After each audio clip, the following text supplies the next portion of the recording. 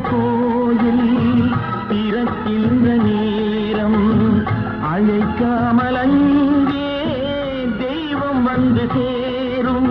அழுதவர் சிரிப்பதும் சிரித்தவர் அழுவதும் விதி வழி வந்ததில்லை. ஒருவருக்கென்றே உள்ளது எல்லாம் இறைவனும் தந்ததில்லை. புத்தன் இயேசு காந்தி பிறந்தது பூமியில் எதற்கு